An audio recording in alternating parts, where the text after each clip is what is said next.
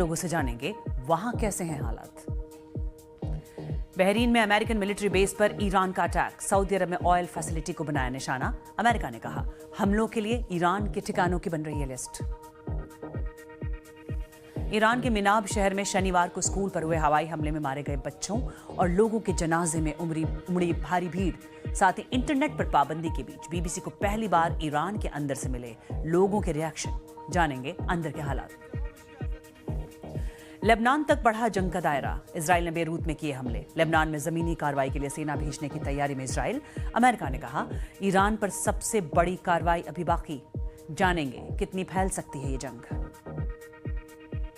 अहम समुद्री रास्ता बंद करने के बाद खाड़ी में अमेरिका के सहयोगी देशों के एनर्जी और ऑयल इंफ्रा को निशाना बना रहा है ईरान। तेल की कीमतों में उछाल, दिखाएंगे क्या भारत पर भी पड़ेगा असर। स्वागत है आपका बीबीसी दुनिया में, मैं हूं सारिका सिंह। बुलेटिन की शुरुआत ईरान के साथ जारी अमेरिका और इजराइल की जंग से, जिसने पूरे मिडिल ईस्ट को अपनी चपेट में ले लिया है। आज सुबह इजराइल ने ईरान पर फिर हमले किए, लेबनान की राजधानी बेरूत को भी निशाना बनाया। अमेरिकी विदेश मंत्री मार्को रूबियो ने कहा कि सबसे बड़ी कार्रवाई तो अभी बाकी है। वहीं राष्ट्रपति डोनाल्ड ट्रंप ने ईरान से कहा कि बात करने में अब बहुत देर हो चुकी है और उसकी सारी मिलिट्री और पॉलिटिकल लीडरशिप खत्म हो चुकी है। जवाब में ईरान कई खाड़ी देशों को निशाना बना रहा है। ईरान का कहना है कि उसने बहरीन में एक अमेरिकी एयरबेस को तबाह कर दिया है।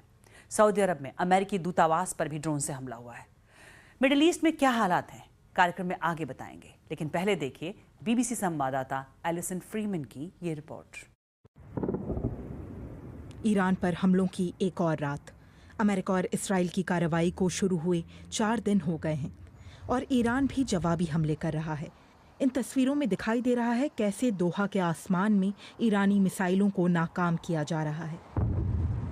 खतरे की वजह से रियाद की सड़कें आम दिनों से ज्यादा शांत हैं।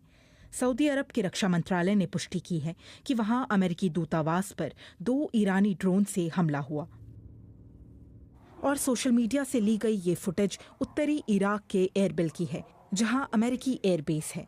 माना जा रहा है कि ड्रोन का एक टुकड़ा एक रिहायशी इमारत की छत को तोड़ता हुआ एक परिवार के अपार्टमेंट में जा गिरा। बेरूत पर इसराइल के हमले जारी हैं। वो ईरान समर्थित हिजबुल्लाह के ठिकानों को निशाना बना रहा है। अमेरिका का कहना है कि वो मिलिट्री टारगेट्स की एक लिस्ट पर काम कर रहा है। ये एक मिसाइल लॉन्चर को तबाह करने का वीडियो है। और इस सैटेलाइट तस्वीर में बंदर अब्बास पोर्ट के सी वॉल के अंदर एक ईरानी नेवल शिप में आग लगी हुई दिख रही है।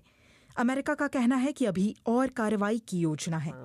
मैं हमारी रणनीतिक कोशिशों की जानकारी नहीं दूंगा, लेकिन अमेरिकी सेना की सबसे कड़ी कार्रवाई अभी बाकी है। अगला फेज ईरान पर और ज्यादा भारी पड़ेगा। कोई कह रहा था कि इसमें कितना वक्त लगेगा, मुझे नहीं पता इसमें कितना समय लगेगा। हमारे लक्ष्य तय हैं। हम तब तक कार्रवाई करेंगे जब तक वो लक्ष्य हासिल नहीं हो जाते, और हम उन्हें हासिल करेंगे। जब ये ऑपरेशन खत्म होगा तो दुनिया पहले से ज्यादा सुरक्षित होगी। मिडिल ईस्ट में जारी ईरानी हमलों के बीच तेल और गैस की कीमतों में तेजी से इजाफा हुआ है। सऊदी अरब की सबसे बड़ी ऑयल रिफाइनरी रास टनुरा पर हमला हुआ और उसे बंद करना पड़ा। दुनिया के तेल और गैस का करीब 5वां हिस्सा दुनिया के सबसे अहम समुद्री रास्तों में से एक स्ट्रेट ऑफ हॉर्मुज से गुजरता है। लेकिन अब एक ईरानी अधिकारी ने चेतावनी दी है कि जो भी जहाज यहां से गुजरने की कोशिश करेगा उसे जला दिया जाएगा।